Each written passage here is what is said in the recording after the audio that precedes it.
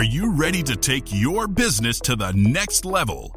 Every day there are countless books and articles that are published offering the key on how to make your business a success. It's easy to feel overwhelmed trying to keep up and run your business. That's why Deb Creer created the Business Power Hour. Keep up on the latest trends, best practices, and techniques for how to make your business a success. Let the Business Power Hour do the heavy work for you. Good morning. Good morning. I am Deb Creer, and I am passionate about giving professionals the tools that they need to make themselves and their businesses as successful as possible. And oh my gosh, I am so excited to talk to my guest today. And I say that every time, I know, but we're going to be talking about a very young entrepreneur. And I love that part. But we're also going to be talking about many other things that, trust me, folks, y'all are going to want to hear. So please join me in welcoming T. Shane Johnson to our program today. Welcome, T. Shane. How are you doing? I am doing super. Thank you so much. Cool. Well, let me tell people just a little bit about you, and then we will jump into this. So T. Shane Johnson is a Marine Corps veteran, motivational speaker, and the co-founder of Big Guns Coffee, America's first indoor hydroponic coffee farm. With a bold vision for sustainable agriculture and retail innovation, T. Shane has scaled his veteran and family-owned brand into major retailers like Walmart, Sprouts, and HomeGoods. Beyond business, he's a world record-holding endurance athlete, published author, and of course, proud father, using his story to inspire others to lead with purpose, grit, and heart. So again, T. Shane, thank you so much for being on our program today. Yes, ma'am. It's my pleasure. I always hate hearing those bios. I know, we hear them and we're like, wow. But folks, trust me, it's just a very small tip of the iceberg as far as T. Shane is considered. And first and foremost, thank you so much for your service to our country. And it is ongoing because, we'll talk about it later, but you do so much to help veterans. And so, thank you so much for that. But, as I said, you've got quite the story. So tell us a little bit more about how it is that you got to where you are today. Oh, yes, ma'am. So I think, my story is not super unique on how it started compared to, a lot of people that joined the military. I grew up in a small town in Florida. My family was rodeoers and cattle ranchers and orange growers. So, when you live out in the rural community, there's not a whole lot of options. Right. In college wasn't something that I was probably super, looking back on, I've always, doing these podcast interviews and being a speaker, it's kind of funny. It's always like therapy for me more than it is the listener. And it allows me to kind of understand certain aspects of my life. And I think, college would have been a great opportunity had I understood that I could go to college. I was very naive in the sense of thinking that someone, the way I grew up, didn't really have that shot. So, Marine Corps was a great opportunity to earn a title and be a part of something amazing. So, like a lot of us, joined the Marine Corps and right out of high school, probably 3 days after I graduated, and that was it. And I was ready to go. Wow. So you became a Marine. Then what? Yeah, I spent just 4 years with the military. I was in 98 to 02, so during 9/11. And I was with, 3rd Battalion, 4th Marines, Infantry and 29 Palms for about a year and a half. And then I went to 1st Reconnaissance Battalion at Camp Pendleton, Camp Margarita. And, it was a great time. I enjoyed the Marine Corps. It was a large part of who I am. Doesn't define me, but it definitely was a major chapter of my life. And I had a great time in the Marine Corps. And, unfortunately, I was severely injured while I was in and had to get out and couldn't serve, longer than my term. But it was a great experience, and I loved being a part of it. And, I know once a Marine, always a Marine.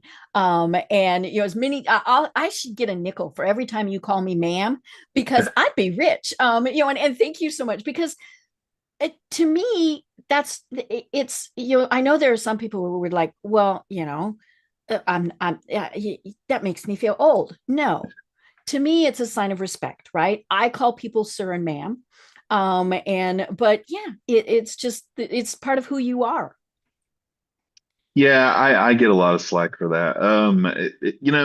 I do it to my daughter, and I've Mhm, always done it to her, mhm, just because just mhm, from it is a sense of mhm, respect. I mhm. teach her to make sure she respects people Right. as well, and Mhm, I respect her the same way. mhm, Yeah, I think, I'd like to give that credit to the Marine Corps. I think that's probably more mhm, my father. My father was a very mm, disciplined guy mhm, and always big on respect mhm. growing up. So, he used to tell me I'd probably swallow my teeth if I didn't say it. So, Right. for Mhm. the sake Oh of yeah. keeping my teeth, I just Mhm, mhm. keep Right. saying. Yeah, my parents were big on I would call somebody Mr. or Mrs. and then whatever their last name was.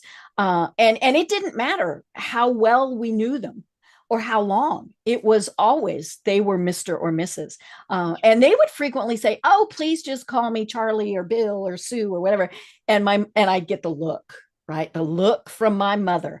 And it was like, "No, ma'am. No, ma'am." And once I got older, as in teenager, then I could relax it. But yeah, to me, I think it's important. But it is, you're right. I when I'm talking to a much younger person, especially a little tiny person, I call them sir and ma'am. I think it just again kind of starts showing them that I think they're important and valued. Absolutely. Right. 100%. Well, you glossed over your accident. It was a heck of an accident. You were targeted by somebody and you were hurt very, very badly, but you went on, right? So tell us more about what happened next.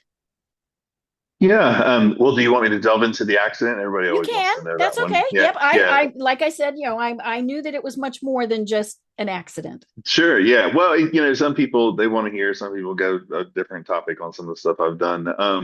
Yeah. I mean, I call it an accident. It was, I guess, attempted murder. Mm-hmm, Is really what it was. It was mm-hmm, MS-13 was targeting military at the mm-hmm, time for gang initiation. So mm-hmm. they figured that if they killed a member of the military, I then got lots of the little marks, right? That's Mm-hmm, right, right. And they were able to get in. So mm-hmm, I just happened to be that target that mm-hmm, day. I was selected, and coming off my motorcycle, they chased me with a car. mm-hmm. And they hit me with a car, and I caught the corner of a brick house at about 45 miles an hour Yikes. across my chest. Mm-hmm, And in essence, really what happens, it broke all of the mm-hmm, bones in my upper torso, mm-hmm, cut and lacerated all my major mm-hmm. organs. And as soon as I hit the ground, they got out. I think it was maybe three of them got out to kick me and beat me and rob me, to leave me for dead. And Mm-hmm. because of the gang in the area, nobody would really help me. So I had to get up Mm-hmm. and kind of walk 2 blocks to a Oh, fire station. I did walk mm-hmm. two Mm-hmm. blocks to a fire station. And then because my lungs were punctured, I was Mm-hmm. bleeding internally, and Mm-hmm. Mm-hmm. and I had to take one full breath every minute. By the time I Mm-hmm. got to a fire station, there Mm-hmm. happened to be a doctor on site, and I Wow. was Bay flighted out. Mm-hmm. Over the course of the time, I flatlined three Mm-hmm. times, even long enough to where they called back to command to let them know that I Mm-hmm. hadn't made it Mm-hmm. alive. And I spent probably about I guess maybe about 8 months in the hospital, Mm-hmm. between critical care, ICU, Mm-hmm. trying to learn how to walk, talk, and breathe again. Mm-hmm. And yeah, and that was my Right. experience with that. Right. And I mean, we talk about you being a Marine, but you were raised to be tough, like you were saying. And but why do you think you didn't say, I'm done? I just can't continue. That's a good question.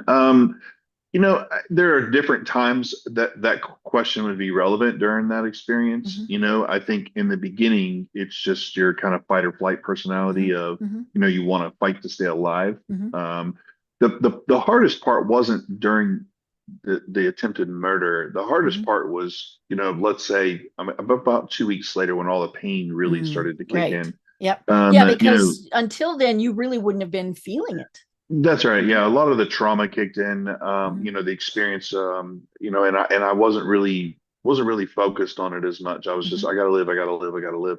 I Mm-hmm. mean, I will say, most of the question I'll get, did you see God, or what was your Mm-hmm. experience with that? And there was a time, the third time I had flatlined out, where the pain was so excruciating that I didn't want to live anymore. Mm-hmm. But I think it was a couple of weeks after where I really just, the pain was just so bad, because when I would cough, my lungs would fill with fluid, but when I would cough, Mm-hmm. with all the Right. It blood in hurt. my lungs, It hurt a yeah, lot. all of your bones are Mm-hmm. moving around and breaking Mm-hmm. and cutting organs. So it's pretty Mm-hmm. excruciating. Mm-hmm.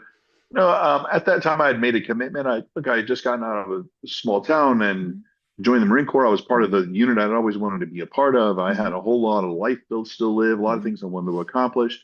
When you die and you kind of cross over, I think Mhm. I always tell people it gives me somewhat of a competitive advantage over most because I know that there's something on the other side. So Mhm. for me, Mhm. it allows me to say, well, if I know this is Mhm. here, well, maybe why don't I give it a shot and see what Mhm. I've got here? Mhm. And just in the simplest and try to dumb it Mhm. down. That was kind of really my thoughts were, Mhm. what, I'm gonna fight and see what this life has to Mhm. offer.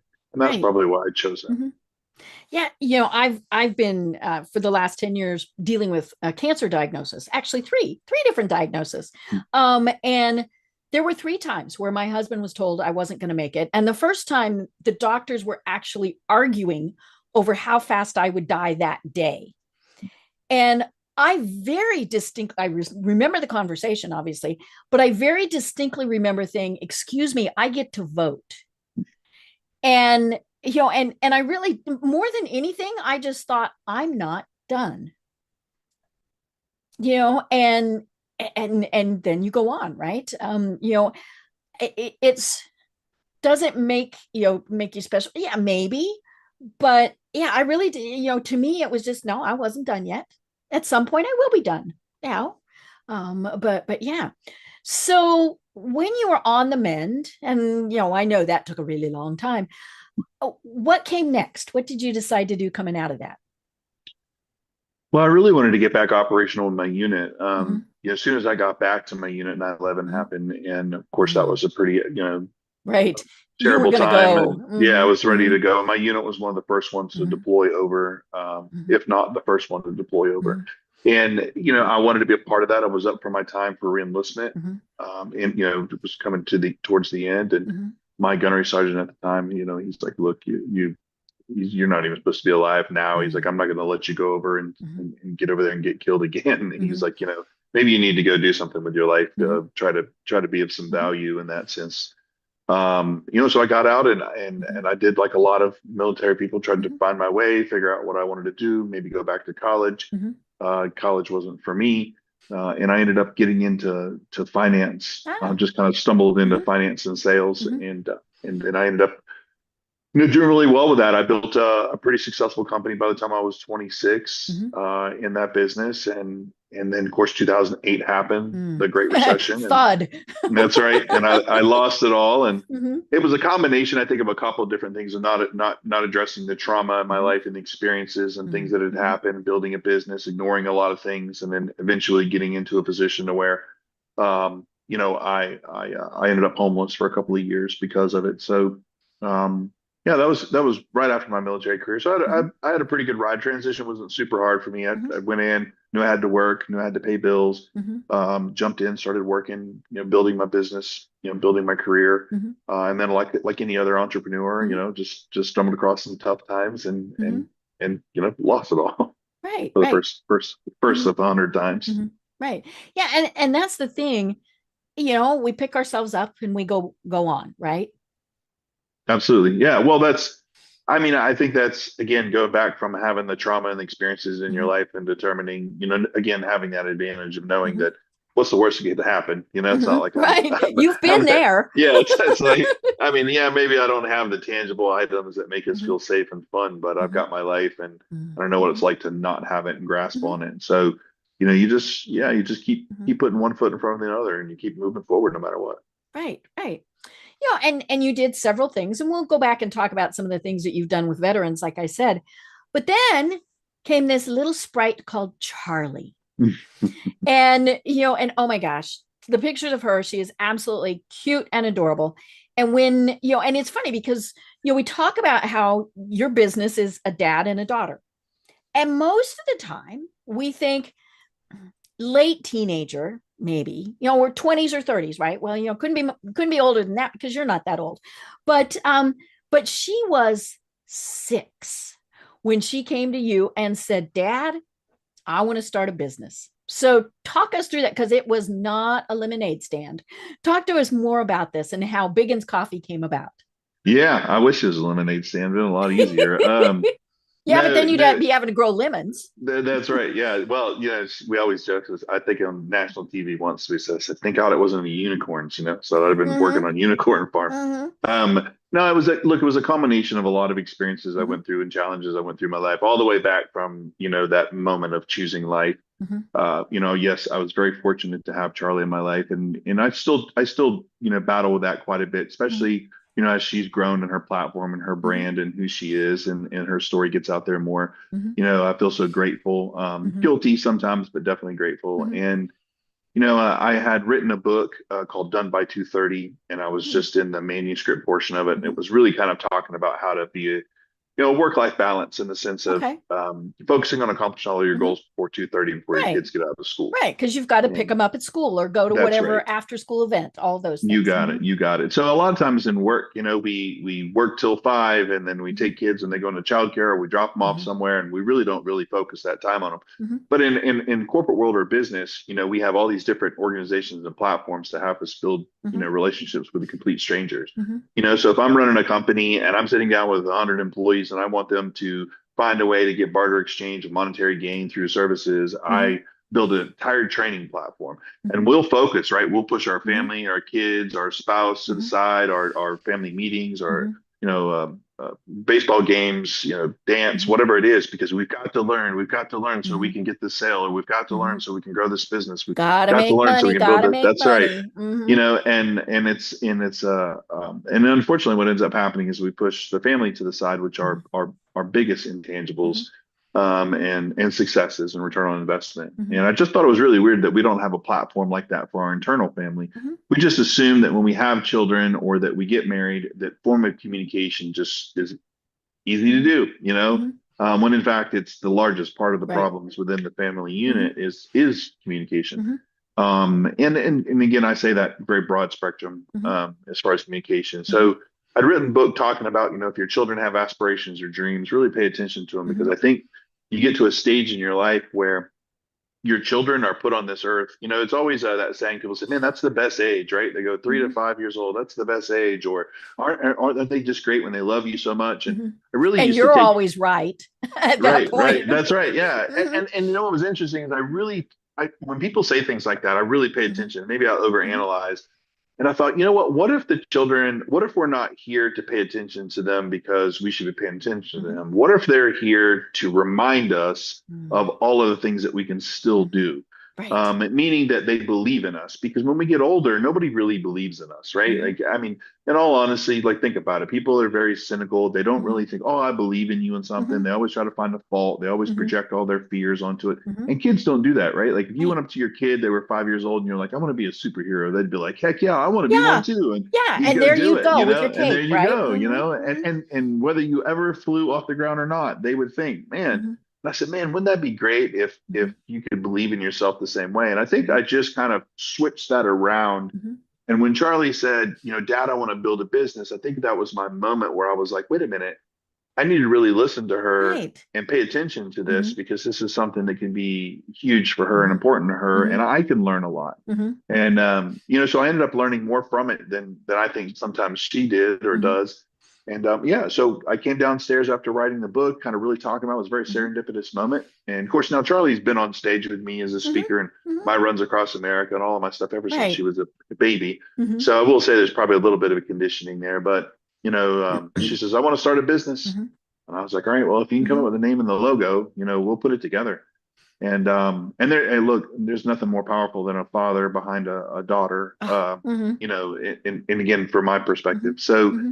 uh, so we did it, and she, Hmm. come back like 20 minutes later, and she had drawn a little coffee cup with a little muscle arm on it, Hmm. and Hmm. she says, I want She to knew call it what Big big Guns guns Coffee. were. Hmm. She did. Well, what was funny is she said, I said, why do you want to call it Big Guns Coffee? And she says, well, Dad, and she's way better at telling this than I am, but she says, well, Dad, I do, not everybody can be strong like you, but maybe when they wake up in the morning, they can feel like it when they drink coffee. Oh, how cute. How cute And I is thought, that? Hmm. yeah, and now she's a little witty with it now. She goes, well, I just thought it'd be really weird if we called it Big Muscles Coffee, because everybody gets it confused with guns, not, guns, So, but yeah, that's kind of how it started. And so she wrote it down, and I pretty much just stopped everything I was doing and went full force into it. I love it. And how and we talk about this on the program a lot, that so many times when we are young, we say, I want to do X. And somebody goes, yeah, yeah, whatever. Or worse, they say, you can't do that. Mhm. And I'm sure you might have thought, oh, but you were not going to tell her she couldn't do it. Actually, I didn't think that at all. I am, look, I have failed at a lot of things and Mhm, continue to fail at things on a daily basis. But the one thing I refuse to fail at is to be a bad father. mhm. And Right. look, maybe I didn't make all the right decisions in life, and maybe I still continue don't. Mhm, But I'll be danged if I'm going to put myself in a mhm. position where my daughter thinks I'm not going to believe in her when she's Right. doing something. Mhm. So I never questioned what she wants to do. Again, Okay. that's why I always joke. Thank Mhm. God it wasn't unicorns because I would have been trying Right. to figure that out. Yeah. I'd have How been do we do gluing that? sticks on top of a horse's Mhm, head or mhm, something running around. I'm not sure, but mhm, coughing is a lot easier. mhm, But it I don't know. Again, I say this as a veteran, as someone mhm, who's experienced death and trauma, who's has PTSD, who's mhm, 100% disabled, has failed at business and life, and mhm, and again, a lot of different mhm, factors of all of us that have experienced things that listen to this. We've all been at least maybe one of mhm, those, if not mhm, all of those, or some of those. And it was a very pure moment for me. It was an mhm. opportunity to be part of something to where she Mhm. valued me and Right. thought I could be of value to Mhm, her, mhm, believed in me. mhm, It made me feel of worth. mhm, A lot of us mhm. that serve in the military, I don't think the biggest reason why we have challenges when we get out is because of transition, but Mhm. we lose our service, our opportunity to serve. That's where Right. we're Your we're best. identity. Yeah, Mhm, that's where we're best at. We mhm, love to help mhm, people. And again, that may not be directly as walking mhm, somebody across the street. It could mhm, be, indirectly. But I mhm, think if we don't have a place to mhm, serve, it makes it challenging. And mhm, for me, I was able to kind of pour mhm, all of this into her and mhm, and serve mhm, and be the best that I can for mhm, her. So, when she had a vision and a dream, again, mhm, I joke, and luckily, again, it was coffee, but mhm, nonetheless, no matter what it would have been, I would have gotten mhm, behind her. But mhm. here we are today. But Right. that's why I did it. Right. Well, and the most important thing is she trusted that she could tell you, hey, this is what I want to do. And you would say, okay, what's next? You know, excuse me, you weren't going to tell her no. You weren't going to tell any of that. She knew that if she said, Dad, I want to do this, you would say, okay, let's do this. Now, I do have to wonder about coffee. In my family, we grew up little bitty drinking coffee. I remember my grandma, she'd plunk the grandkids. Now I'm the oldest. And so she'd plunk the grandkids down and she would literally get a spoon and get coffee out and blowing it, right, and be feeding these babies coffee, but so how does a 6-year old decide coffee is a business entity that she wants to get into, and not Yeah, lemonade or soda or anything like that? yeah. She's refined that answer to that question Mhm. a lot since she's been asked since the beginning. She used to say, "I don't like it. I don't like coffee. It tastes like chemicals." Mhm. But she did it because it was a way of knowing how people feel in the morning. Okay. Coffee is kind of an interesting thing because it Mhm. is one of the only items that I can think of that people truly start with self-care. Mhm. Most of the time as a parent, let's say, or a person that's drinking coffee, you're getting your day up to start to serve other Mhm. people, Right. and you don't take care of yourself. Mhm. But coffee is that one product where if you get up in the morning, it's Mhm. usually something that you take the time to do. Mhm. I hate Right. that they make coffee quick now. Mhm. Mhm. Because it should be something that's a process of Mhm. self-care. It's an opportunity for you to be able to take the time Mhm. to open the bag, to smell the aroma, Mhm. to pour it in, to brew a good cup of coffee, because coffee takes a very long time to Mhm. make. But Mhm. yet we dumb it down to this very simple Mhm. platform because of who Mhm. we are and today, and everything's got to Mhm. be so fast. But it's a sense of that self-care, just really Mhm. taking the time to take and Mhm. reflect on your morning in a moment. Because if it's hot, you can't Mhm. drink it quick. You got to slow it down. You Mhm. got to you got to take a moment and appreciate that. But now as a business owner and saleswoman, she would say, I don't drink coffee, but I know that you do, and that's how I Mm. build a great business. So Perfect. she's Mhm. become more seasoned over the Oh my years gosh, in she's going her to in her teach all of business us. mindset. Mhm. Yeah, Right, she's got it right. down now. But that's why coffee. Yeah, and it is in many cases, still some type of uh, you know, uh, experience. I was going to say spiritual, and for some people it is, right? Like my grandmother. I mean, this was I'm old. So this was long before we had automatic coffee makers. And so she brewed it in the perk pots, right? And then, God bless her, she would put it in an aluminum pan and put it on the range, the stove, and it would sit there and just kind of bubble along all day. By the end of the day, a spoon would stand up in it. I mean, this was potent stuff. But for her, and then my mother and other people, really is, we're going to sit down and we're going to enjoy this first cup, much like many people would enjoy, say, a good glass of wine, right? Or a spirit. But as they're drinking and they're thinking, what do I have to do today? What do I need to get done? And so I love that, she sees this as a great way to help people. Yeah, I mean, and again, it's taken time in the business and the experience to really kind of understand that. Obviously, in the beginning, it was just a unique idea to do something with dad and daughter. But, as our business has grown and we've expanded off into, our farming aspect of it, it's really starting to open her eyes up, especially when you go and sit down with large, retailers and buyers, and you see other coffee companies and what they're trying to sell on and their brand and the gimmicks. And, and I think, if I had to sum up the best tagline ever in the industry is the best part of waking up is Folgers in your cup, right? Like it truly is the best part of waking up. You get up in the morning, that aroma and that smell, and you're pouring it, and that cascade of looking out the window and appreciating the day and getting your day started, getting ready to attack all the problems. And coffee's pretty amazing when it comes to that. Right. And it is something that in many ways is kind of uniquely American. Brits have their tea and things like that, but it is kind of unique to the United States. Obviously, coffee comes from around the world, but yeah, it really is kind of the start to our day here. Yeah, I mean, coffee's the second most drink product in the United States next to water, so it's a large part of the American culture for sure. Which is ironic. Coffee has its weird things. Most people say, well, the best coffee I've ever had is in Italy. And Italian. And I'm like, well, you do know they don't grow coffee in Italy, right? Yeah. So, but it was a large part of because the Italians created the espresso machine, and being able to pull an espresso and getting the flavors of espresso and the branding of it made it uniqueness. But all coffee's natural origin comes from Africa. So, but yeah, Americans love their coffee. That's for sure. I love it. And so she says, hey, Dad, I want to do this. She's got a name. She's got a logo. Then what? Well, that was kind of the lesson where Dad became coach. Right. Just being a speaker and executive leadership coach, I really said, well, look, here's the thing. I want you to understand this is not a novelty thing. Like you're not like a little cute girl that I'm trying to go sell coffee with. I said, this is your business. You pitch it, you sell it, you build it, you grow it, you do all the things. You go to the meetings, you sit at the bank, you go to the attorney, you sit with CPA, you learn the marketing, you make the calls, you do the stuff. And I said, obviously within scope of being, 6 years old, but all of the parts that you'll play, you're going to do. If we have to go get on TV, to talk, like I'm not going to get up there and run my mouth the whole time. You're going to speak. And of course, it's funny, she and I, we obviously spend a lot of time together, and we always joke about the difference of when she was first on television or when she's first being interviewed or when she first did her pitches compared to now, where she's sitting in front of Shark Tank, audition, and she's oh, I could do it on my own. I got it. Because she's she walks 10. off and does it. She's 10 now, right? Yeah, she's all grown up now. So it's pretty powerful. So that was the start of it all, is that you do it. And then we got a coffee trailer. That was kind of our first thing, is retail side of it.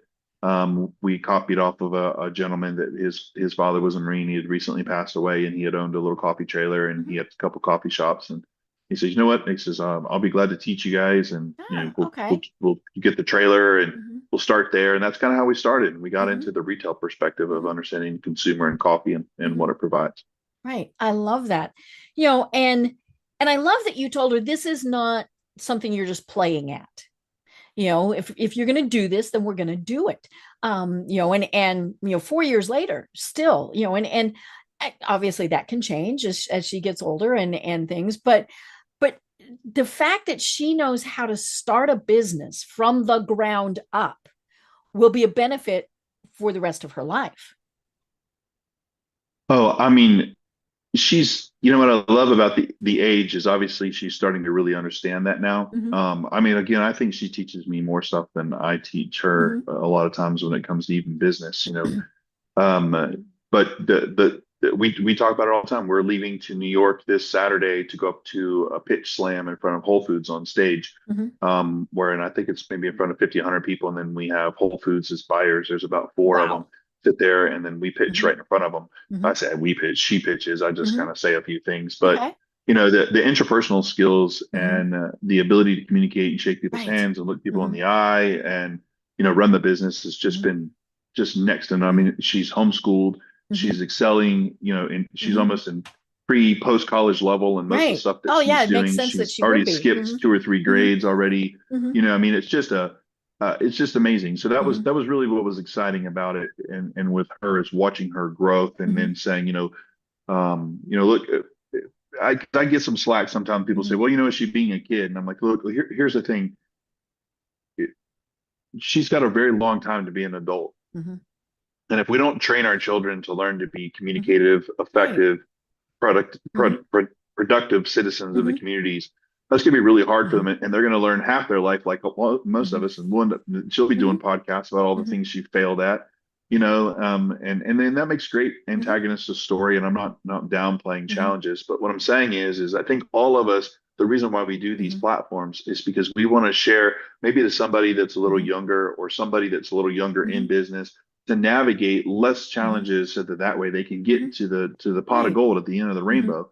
And that's really what I'm doing with her is, yes, we're not socializing with Mhm. other kids that are below her level in the sense of, okay, well, let's just go out and do mind numbing, fun with a couple of kids that aren't Mhm. going to provide something Mhm. productive to her.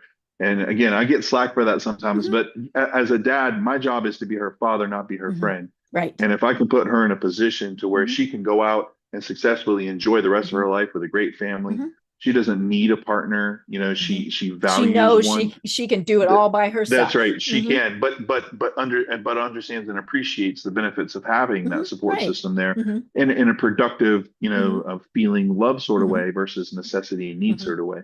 And I think it just really lays a core Mhm. foundation to know that if I'm not going to be here tomorrow or next week, or if I pass away, that she'll be able to survive. And that, Mhm. and as a dad, that's my Mhm. job. My job is to Mhm. not, win an award to Right. accept other people on the Mhm. fact that she can go play with a couple of kids. Mhm. I want to know when the real world Mhm. happens, like what we live in today, that she can have a Mhm. great place to live and she Mhm. can feed her family and take care Right. of herself and all the good things. Mhm. Right. And I'm not a parent, but I will tell you, one of the things that just absolutely drives me nuts is when something happens. And I try to not be judgmental and I try to not roll my eyes and all of those things. But then when they say, well, I have to be their friend, it's like, okay, you be their friend when they're in their 20s. You need to be the parent now. And and some of it is obviously boundaries and all sorts of things that they need to be taught, but some of the basic things like checkbook. She obviously she's gonna know more than I do.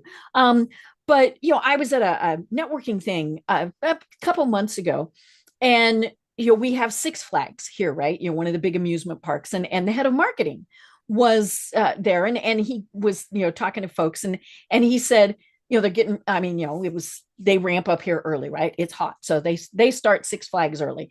And so he said, they have someone in the marketing department from every one of the demographic things. And so what Alpha, I think that's the youngest now, right? He said, he had these kids, and they do that because their customers are from all of those age ranges. And and he said, he gave these kids a task, and they came back to him and they said, we can't do it. And now his goal is to train them and teach them, right? And so he said, why? And they said, we don't know how to dial a phone. And of course all of us went, what? And even a smartphone, they did not know how to place a phone call. And my first thought was, they never called grandma.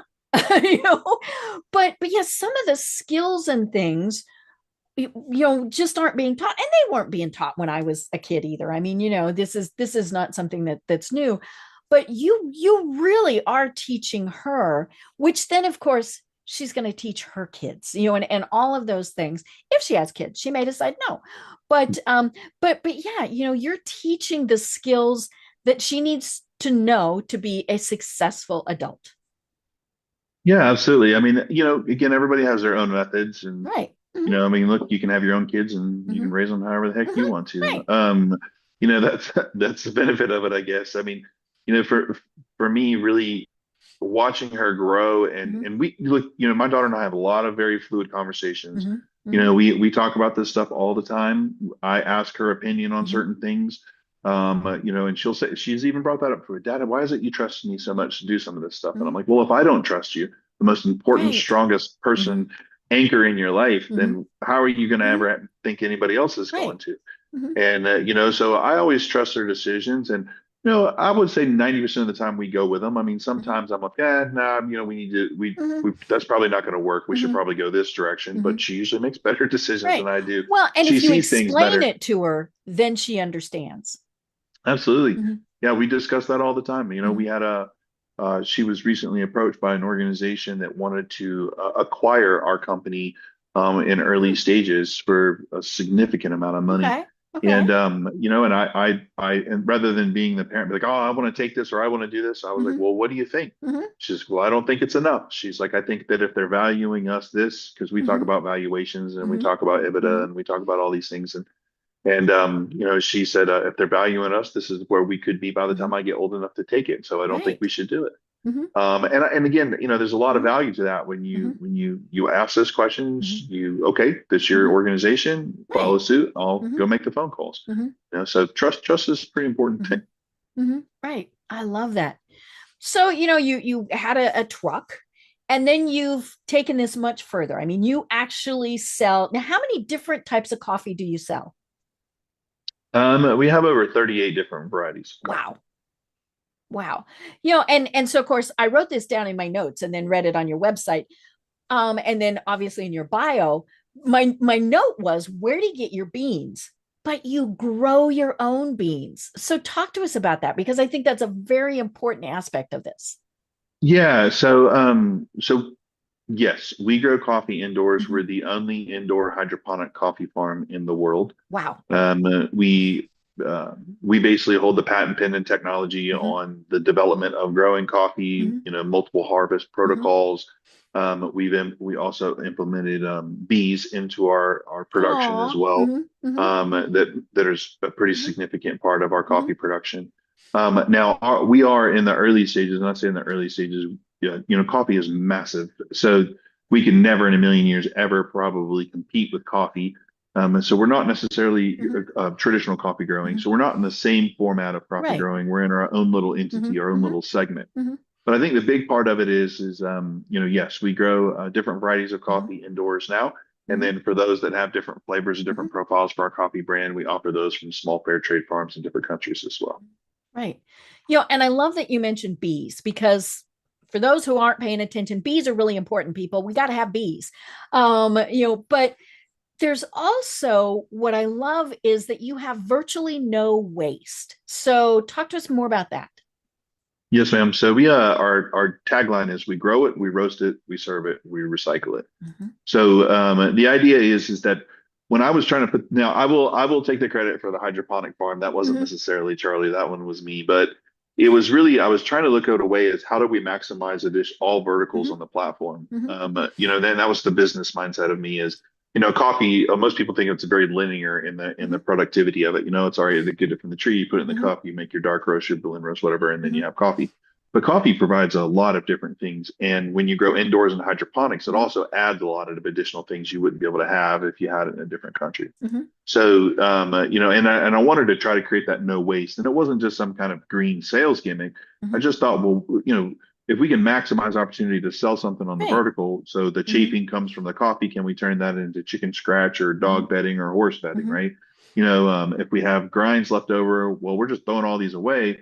This looks like something we can use for compost or fire Mhm. logs or Mhm. candles or soaps. And could we create an additional source of income to Mhm. sustain the business while we're Mhm. growing the farm by doing that? There was all these different factors and Mhm. things that we could play a part in and put Mhm. together with it. And I just kind of incorporated that. And Mhm. it's a struggle. It's hard. I mean, we just Charlie and I were doing soaps and candles by hand. We sold some product out Mhm. in the West Coast in Hawaii and Mhm. California, some grocery stores, and they were like, "Hey, can we have some soap?" And they ordered like 3,000 bars worth of soap, which we had never done that much Yikes. before. Mhm. So that was a challenge trying to figure Mhm, out how to put that together mhm, within lead times and so on mhm, and so forth. But yeah, we want to really try to find a way. Of course, hydroponics unto itself uses mhm, 98% less water than tillable property, mhm, and it uses recirculated, mhm, recycled water. mhm. So we recycle the water over and Right. over and over Mhm, again. We don't use pesticides. mhm, So there's a lot of really major benefits to mhm, to growing coffee mhm. hydroponically. Right. And and I love that you have these other products, because yeah, most people they don't. And you've got soaps, you've got candle. I'm gonna have to place an order. Um, and it's just so fun that you do all of that. But one of the things that it makes me wonder about, it's because like you said, Charlie is 10. She has school now. Granted, it's summer, but I'm guessing you're still making her do some stuff. But how many employees, you know, part-time, full-time, whatever, do you have, and how involved is she in that process?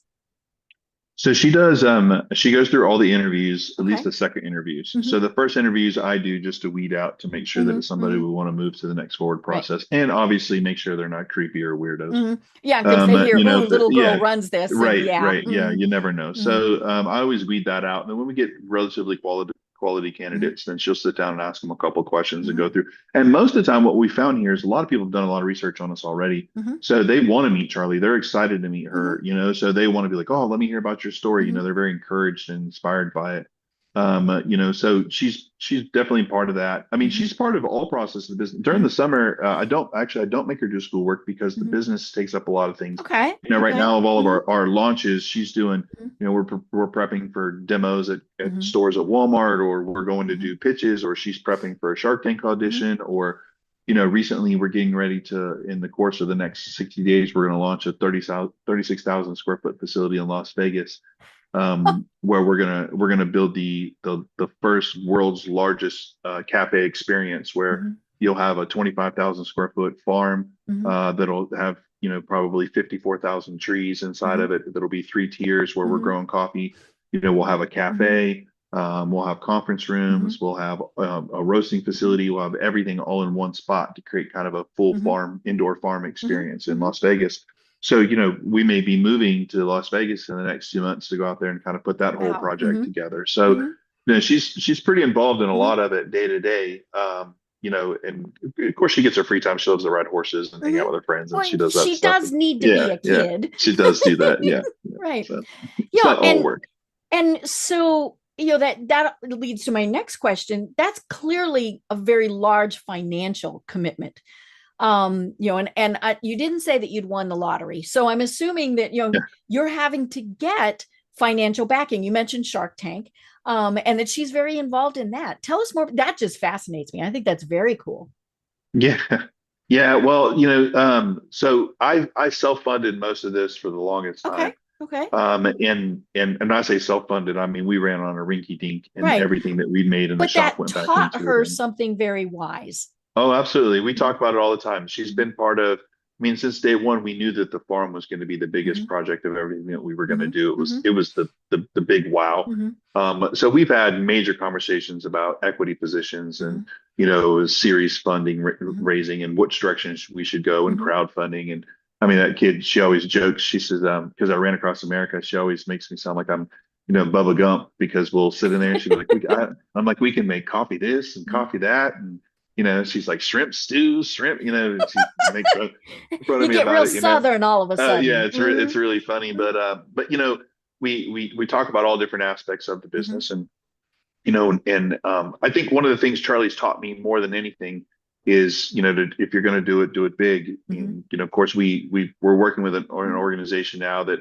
is doing a series round of about $100 million that would allocate to our project, that would mhm, put us to where we would be national and growing multiple farms and doing mhm, more things. So we're in hopefully the final stages with that. But up mhm, until that point, it was really just me, mhm. pumping the business, selling, pushing it back into the business, and then we live off my Mhm, military retirement, mhm. and we just figured it out. That's Right, what we do. right. Yeah, and we've mentioned it is available in retail places. How do you go about pitching to Walmart? Yeah, I I mean, did. And Charlie did. you skipped the little guys and you just went to Walmart. Yeah. So that, again, another fun lesson learned in business. So we had, I think Charlie was on Kelly Clarkson, Mm-hmm, and we got a call by a buyer, and they said, hey, we'd love to talk to you guys about mm-hmm, maybe putting you in the stores. Would you be interested in mm-hmm, meeting with one of the buyers in Las Vegas during this event? mm-hmm, And so I told Charlie, I said, well, you know the gig here. I said, mm-hmm, if we go, you do the pitches, you do the thing. Like, I'll help you if you mm-hmm, stumble, but I'm going to sit to the side and let you mm-hmm, do your thing. mm-hmm, So we went through the whole process. We built our pitch deck. We had no mm-hmm, clue anything about big box retail, how the intricacies of it, mm-hmm, how challenging it is. mm-hmm, That is a absolute. We're still very mm-hmm, new to it. We're mm-hmm, just getting ready to launch. So we've had to learn and fail mm-hmm, tremendously. mm-hmm, We haven't received any funding as of yet. So, it has been an absolute mm-hmm, nightmare to learn the retail side of it. mm-hmm, And all of the fees and the charges and the mm-hmm, things that you don't expect. And, the little business owner, you end up just mm-hmm, walking away with much of nothing to get in those big stores. mm-hmm, But she did the pitch. We went right to Las Vegas. She walked right mm-hmm, into the executives. We had a 10-minute pitch, or maybe it was 20 minutes. We had 20 minutes mm-hmm, with them.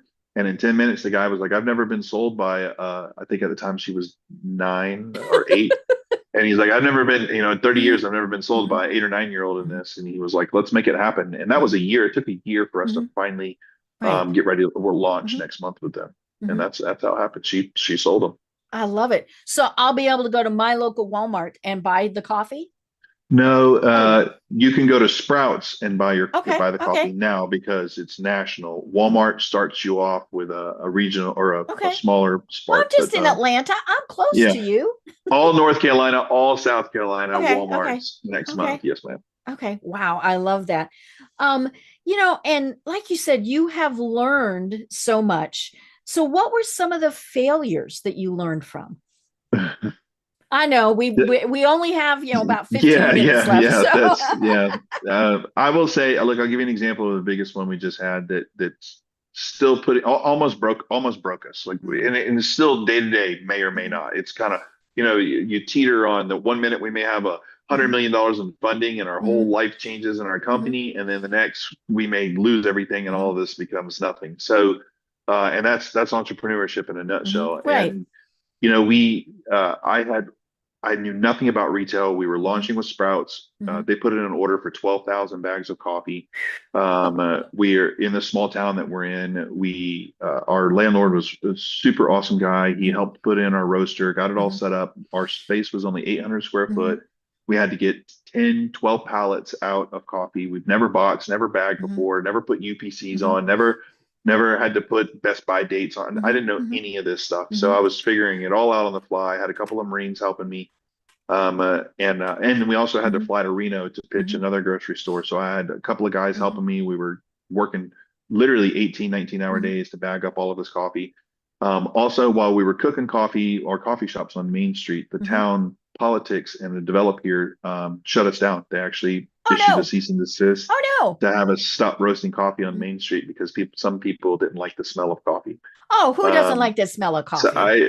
yeah, well, that was a whole Mhm, other challenge. So, mhm, so basically, we had a cease and desist. mhm, It was a 30-day cease and desist. So I just kept roasting in the mhm, cease and desist because I mhm, had 30 days, mhm, and made everybody really angry. And we got the order all packed mhm, up, ready to go and out, and it was a major mhm, accomplishment.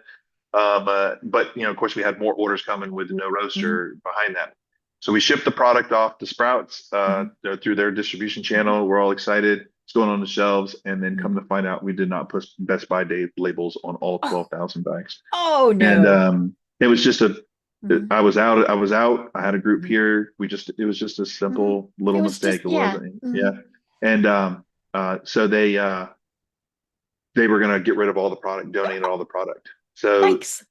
everything we had in the bank account, Mhm, everything we had saved mhm, was all dumped into that mhm, project to get it done, and they were just going to wipe it, mhm, and we were out. And mhm, so I called them. The lady said, "Well, we've got this company that can come in, this quality assurance company, and they can mhm, put all the labels mhm, on it." And we're like, "All right, let's do it." And every margin, every penny, every single mhm. penny of margin Right. we would have made off that Mhm. product Went back into that. Yep. went back into that. Mhm, So all this products mhm, open in Sprouts, and we made zero money off of mhm. that. So But like you said, you learned. I yeah, mean, definitely learned. and yeah, I mean, it was painful, but sometimes the painful things are going to stick with us the most, right? If it was easy, yeah, you know, but yeah.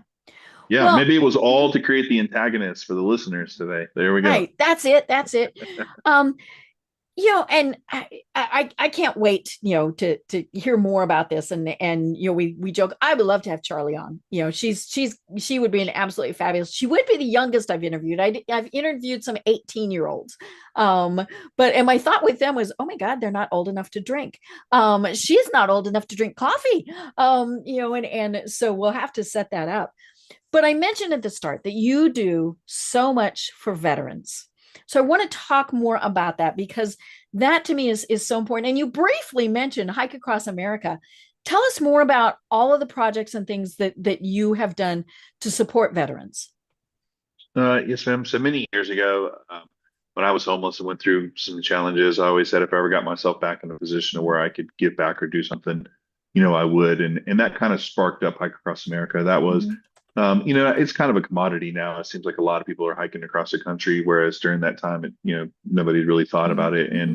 Mm-hmm. So I, over the course of about 5 to 6 years, I traveled across America about a little over 11,000 miles. Mm-hmm. Each year I did for a different cause or a different organization to Mm-hmm. support the veteran community, whether it be veteran homelessness or Mm-hmm. veteran suicides or entrepreneurs or anything that we can kind of wrap our arms Mm-hmm. around with to help support. Mm-hmm. And then COVID happened, so I obviously couldn't run across America Mm-hmm. anymore. So I started doing push-up world records and different world records to raise Mm-hmm. for causes awareness and just anything I could try to Mm-hmm. do. I mean, when you're given a second chance at life and you go through the things that I've been Mm-hmm. through and the challenges I've been through, I just don't want to get to the end of the pearly gates and be that person where they Mm-hmm. was like, well, what'd you do with your life after we gave you another one? And oh Eh. well, I don't Mm-hmm. know, just played some video games. Mm-hmm. I want to be like I provided value, I Mm-hmm. gave back, I served, I did all the things that I would hope one would could do in Mm-hmm. order to earn that, that right. So and that was a project, yeah. So we Mm-hmm. raised a lot of money, a lot of awareness, a lot of Mm-hmm. different things, supported and Mm-hmm. hopefully helped a lot of people. Mm-hmm. And it's one of those things where unfortunately it's easy for us, to look the other way. And we never should do that, especially with our veterans. My father was Army during World War II, and very, very proud of that. And now I have the flag that was on his casket it's in a very special place of honor. And I have his, and now I'm an only like Charlie. And so I have his medals. He had a Purple Heart and several others that I'm not even exactly sure what all they are, but it has just always been so important to me that we always remember our veterans, because they literally put their lives on the line for us. Yeah, yeah, you're talking about the greatest generation. Mm-hmm. I've been fortunate to be around a lot of those, Mm-hmm.